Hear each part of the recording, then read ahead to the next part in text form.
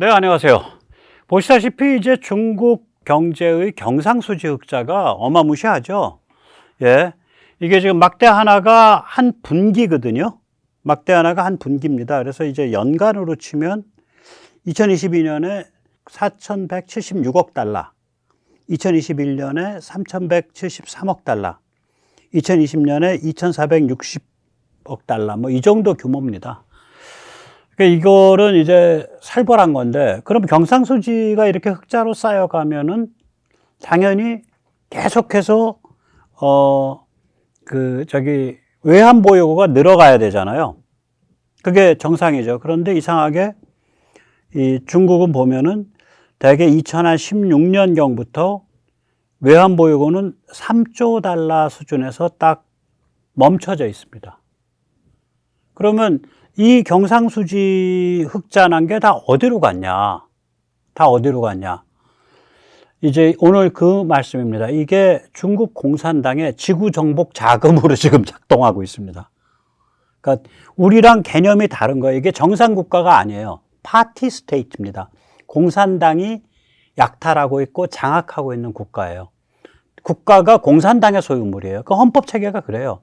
그러니까 이 중국 공산당이 우리가 생각하는 그런 식으로 경제를 운영하는 게 아니라 흑자 났단 말이지, 다른 포켓으로 옮겨가지고 그걸 자기들이 생각하는 전략적 목표를 향해서 쓰고 그 과정에서 또 숟가락 하나 집어넣어서 입맛 포켓도 하고 뭐 그런 식으로 운영을 하는 거예요. 오늘 그 과정을 좀 살펴보고요. 그것이 중국을 어떻게 망가뜨리고 있나, 그러한 시스템이 그리고 우리랑 비교를 잠깐, 우리가 그것과 비교했을 때 얼마나 건강한가, 오늘 그 얘기를 이렇게 간략하게 드리겠습니다.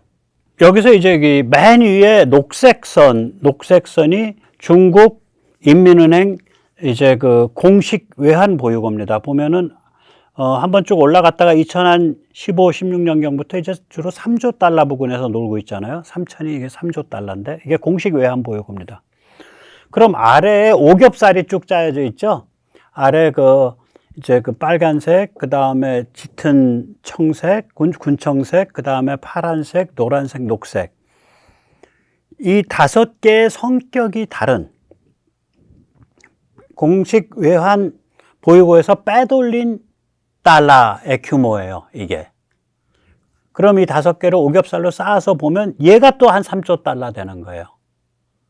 그러니까 공식적인 외환 보유고에 3조 달러 이자저짝으로 일정하게 유지되고 있고, 중국 공산당이 직접 운영하는 군자금으로, 지구정복 군자금으로 3조 달러가 직접 운영되고 있는 거예요. 그럼 3조 달러면 어느 정도냐?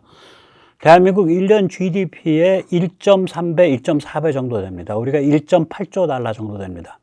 일본 GDP보다는 좀 작고요. 일본 GDP가 한 4조 달러 좀 넘을 겁니다. 뭐 그 부분이거든요. 일본보다는 좀 작고 대한민국보다는 크고 어마무시한 거죠. 자, 그래서 오늘 이 같은 이야기를, 이게 어떤 식으로 형성이 되어 있고 얘들이 이걸 가지고 어떻게 운영하고 있나, 그리고 이것이 오히려 부메랑이 되고 오히려 독이 돼서 어떻게 중국을 망가뜨리고 있나, 이 얘기를 좀 드리겠습니다. 먼저 세뇌 탈출 잘 구독료 부탁 말씀 올립니다. 아시다시피 세뇌 탈출은 광고가 잘 붙지 않습니다. 아마 중국을 많이 디스하기 때문인 것 같습니다. 저는 기승전 중국이니까요. 뭐 나중에 가서 결국은 붙는데 그 나중에 한 2주쯤 지나서니까 안 붙는 거죠, 사실은. 도와주시면 보다 좋은 컨텐츠로 찾아뵙는데 커다란 힘이 되겠습니다. 감사합니다. 원래 이제 정상적인 시장 경제를 하는 국가, 정상적 국가는 외환보유고가 이런 역할을 합니다. 외환보유고는 일단 유동성이 높은 자산으로 유지합니다. 왜 그러냐면 그게 말하자면 수출을 하는 기업들이 또는 밖에 나가서 그 돈을 번 이전 소득을 띈 사람들이 보내주는 거잖아요. 밖에 나가서 또는 자본 투자를 했던 게 투자 배당금으로 이전 소득이 되고, 따라서 정부는 외환을 받아가지고 그걸 국내환으로 바꿔준 거기 때문에 그걸 마음대로 안 쓰는 거예요. 유동성을 유지를 해줘야 돼요. 그래야 이제 다른 일들이 가능해져요. 그러면 이제 유동성이 높은 걸로 유지를 해야 되니까 되게 달러, 그 다음에 안정된 선진국의 정부 채권, 미국 정부 채권, 뭐 엔화 채권, 그 독일 정부 채권, 뭐 영국 정부 채권 이런 식으로 정부 채권. 그 다음에 주요 통화. 그러니까 뭐 그게 뭐 유로, 뭐 파운드, 뭐 엔화, 뭐 위안도 살 수 있고 달러 이렇게 주요 통화 이런 식으로 유동성이 높은 자산으로 유지를 하죠. 그럼 이게 어떤 규모로 딱 이게 만들어져서 유지가 되면 그 효과가 한 세 점 나옵니다. 하나는 뭐냐면 외환보유가 빵빵하면 저 나라 경제 튼튼해. 그 다음에 저 나라 통화 믿을 수 있어. 뭐 통화가 이렇게 춤추지 않을 거야. 통화 가치가.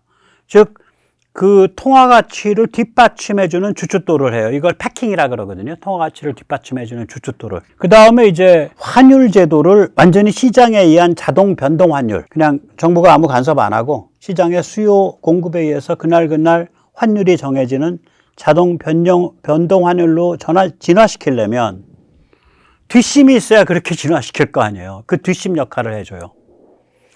그 다음에 외환 거래를 완전 자유화하는 것. 그러니까 누구든지 어느 기업이든지 어느 개인이든지 은행에 가서 외환을 바꿀 수 있는. 그래서 바깥에 송금을 하거나 투자를 하거나 뭐 물건을 살 수 있는, 수입을 하거나 이럴 수 있는 외환 거래 자유화. 그걸 하려면은 뒤에 빵빵하게 받쳐주는 힘이 있어야 될 거 아니에요. 즉 다시 말하자면 유동성이 높은 형태로 외환 보유고를 운영을 하면 보통 정상국가는 그렇게 운영을 하면서 이런 효과들을 노리는 거예요. 그러니까 완전한 변동환율, 완전한 외환거래 자유화, 그 다음에 자국 통화 가치의 유지, 뭐 이런 이제 효과를 이제 노려보는 거죠. 자, 그러면 그렇게 완전한 자유 변동 환율을 하고 완전한 그 외환거래 자유화를 하면 좋아지는 게 뭔데? 여러 가지가 좋아집니다. 의외로. 이게 이제 사람도 그렇잖아요. 피부도 호흡을 하고 또 코로도 호흡을 하고 또 날숨도 내고 들숨도 내고 그리고 우리가 음식을 먹어도 섭취를 하면 소화기관에서 소화가 돼서 영양소나 기타 등등은 우리 몸에 흡수가 되고 그 다음에 이제 소변, 대변, 땀 이런 걸로 배출이 되고 즉 다시 말하자면 안과 밖이 우리 몸 내부와 바깥은 다르죠. 그러나 그 안과 밖이 이렇게 통풍이 되고 통기가 되는 거죠. 원활하게 순환이 되는 거죠. 그러면은 그런 식으로 쭉 가게 되면 뭐가 되냐면 이 개인들이나 기업들이 이 글로벌 관점에서 글로벌 게임을 뛰면서 굉장히 경제 구조가 고도화되는 거예요. 바로 이거거든요. 그걸 이제 외환이 완전히 외환 거래가 자유화되고 환율이 변동 환율화가 되면 그렇게 해서 쭉 밀고 나가고 버텨나가면은 제대로 뭐 허튼 짓 안 하면은 우리 예를 들어서 우리 개인들이 다 미국 나스닥이나 이런 데 투자하잖아. 한국에 앉아서. 그 다음에 또 개인들이 봐서 외화 예금도 하고, 자기가 외화 예금도 하고. 그러니까 개인도 그러는데 기업도 당연히 그러죠. 그래서 기업과 개인이 굉장히 경제적 굉장히 지능적 경제 활동을 하게 되고 그 경제 전체의 구조라 그럴까 체질이 엄청 고도화돼요. 그러면 우리가 당장 드는 생각이 있지. 야, 아까 중국 보니까 이런 식으로 계속해서 어마무시한 경상수지 흑자가 나왔는데 지난 한 20여 년간 그럼 얘들은 왜 변동환율 왜 안 한 거지? 지금 중국 변동환율 아니잖아요. 완전히 자유화된 변동환율 아니잖아요. 그다음 얘들은 왜 외환거래를 자유화 안 시킨 거지? 이런 퀘스천 마크를 던질 수 있죠. 저렇게 달러가 밀려드는데 얘들은 뭐 한 거야 도대체? 그 다음에 아까도 보셨지만 저렇게 달러가 밀려들고 있는데 어떻게 지난 7, 8년 동안 외환보유고가 3조 달러에서 유지되고 있는 거야? 그럼 나머지 경상수지 흑자 낸 거 갖고 뭘 한 거야 쟤들? 이런 퀘스천 마크를 던질 수밖에 없는 거죠. 그 많은 경상수지 흑자는 어디로 갔나? 쟤들은 왜 마땅히 해야 될 변동환율이라든지 외환거래 자유화를 왜 안 했나? 그 정도 힘 있으면 얼마든지 하고도 남는데. 안 함으로써 쟤들의 구조적으로, 체질적으로 어떤 문제가 켜켜이 지금 쌓여 있나? 오늘 그 얘기를 드리는 겁니다.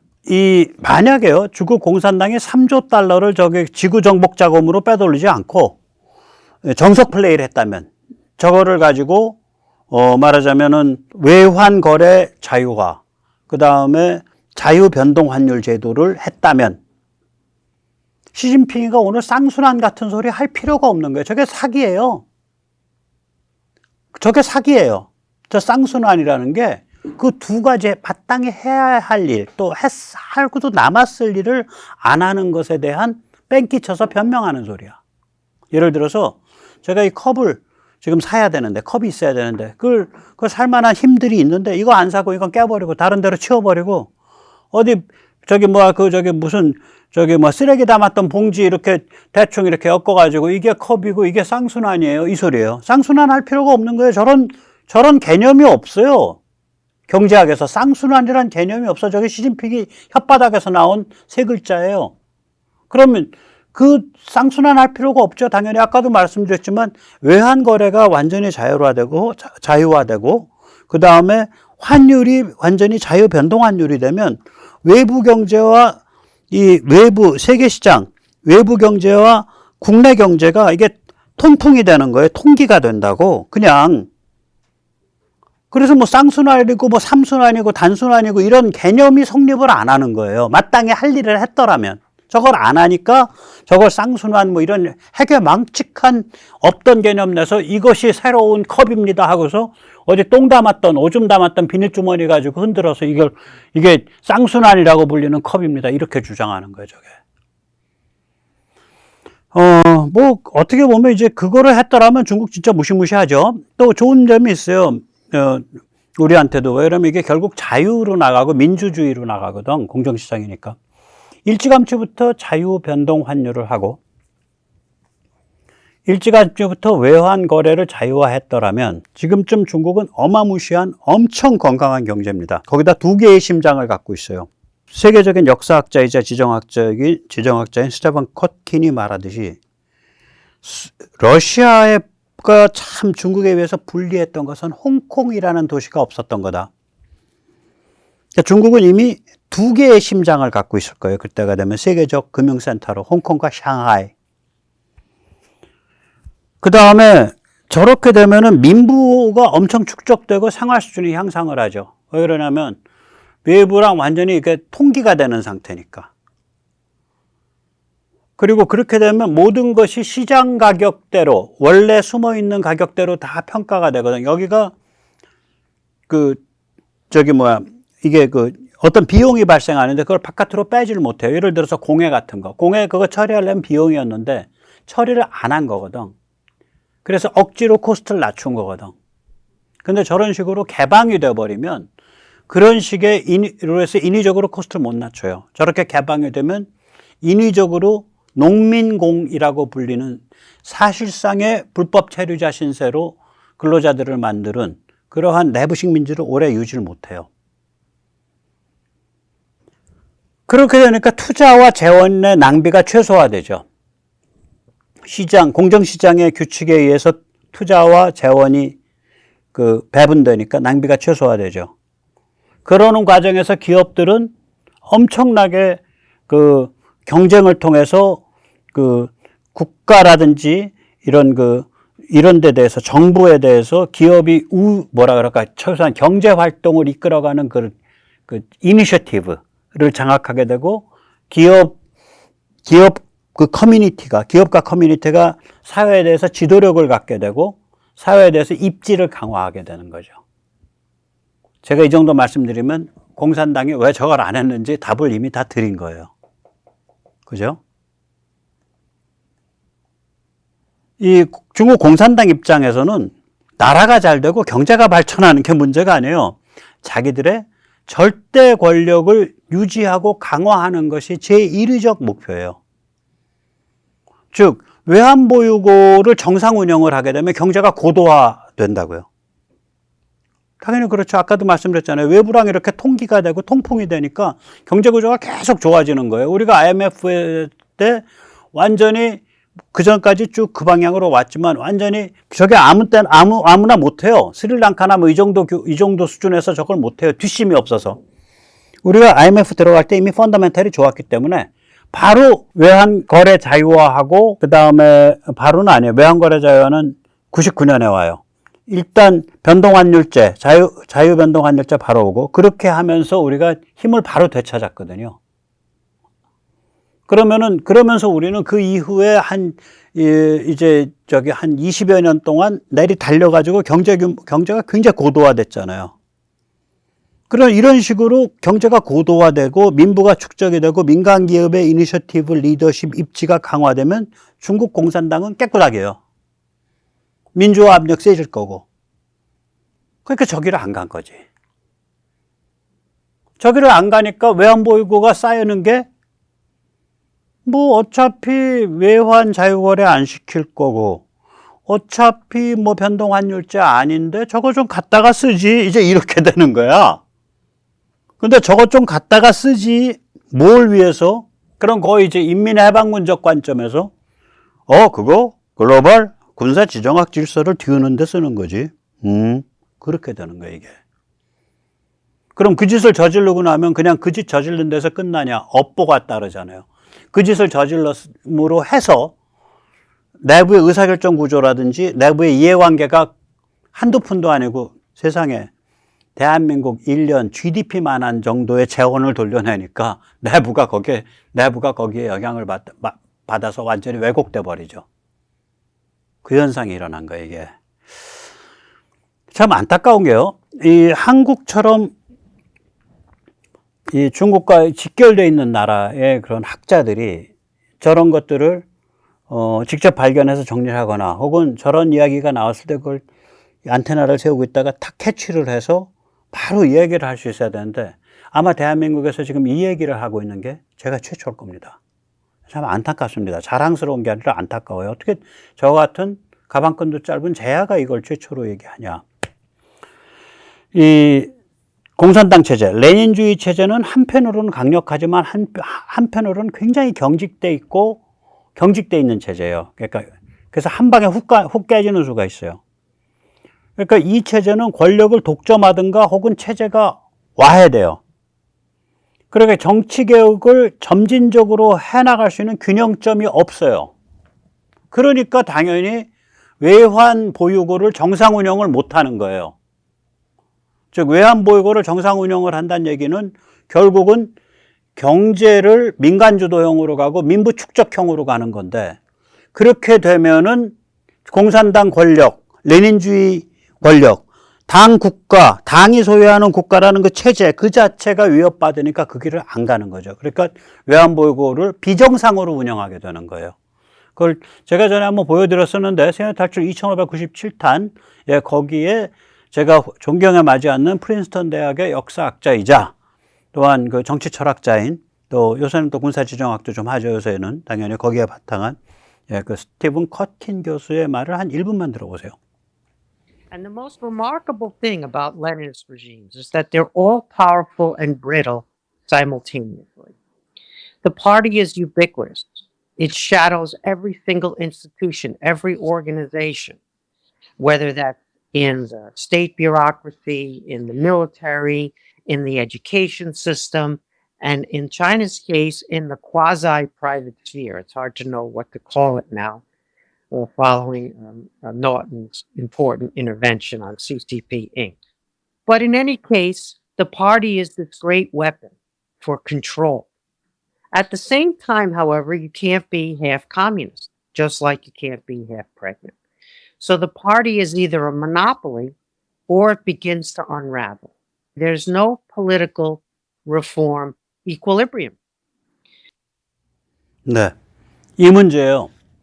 만약에 중국 안에 중국 공산당 입장에서 자기들의 입지를 계속 강화해야 되니까 그게 제1위적 목표니까 정치개혁을 점진적으로 해나갈 수 있는 균형점이 존재하지 않는 거예요, 이게.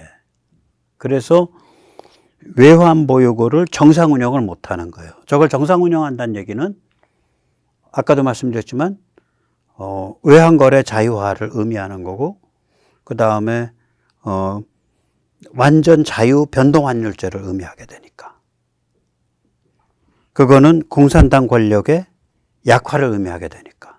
그래서 저걸 그 길로 못 간 거지.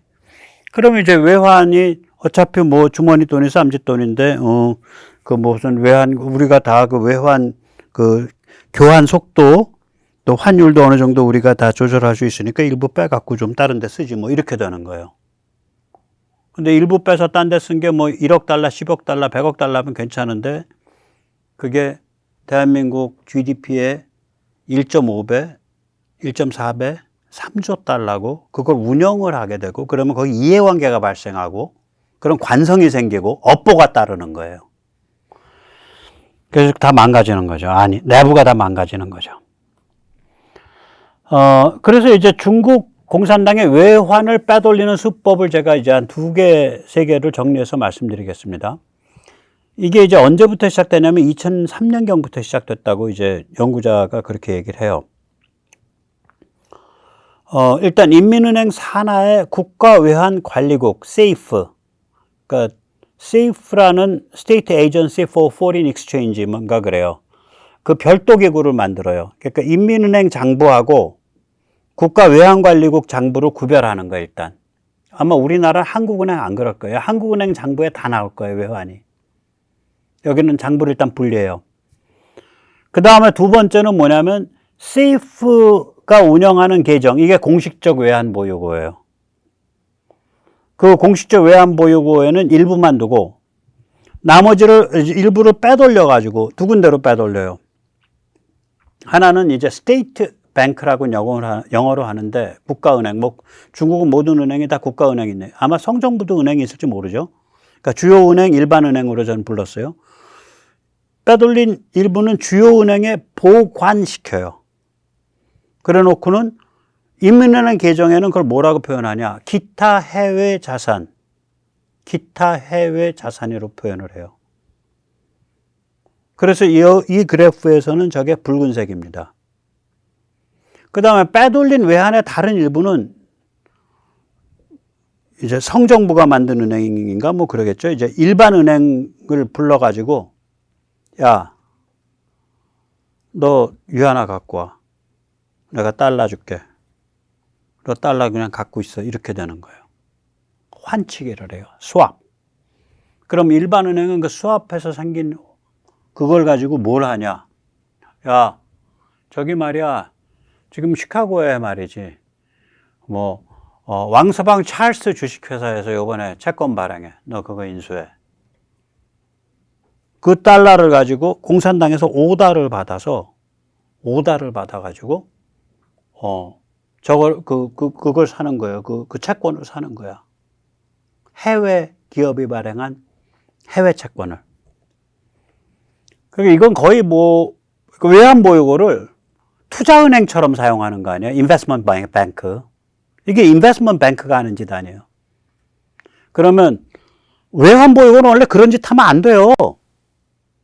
유동성이 높은 자산 가치가 틀림없이 잘 보존될 수 있는 그런 종류의 자산으로 유지가 돼야 되는데 그걸 가지고 막 해외 다니면서 채권 사고 난리를 부리니까 그 다음에 거기서 떡고물 생길 거 아니에요.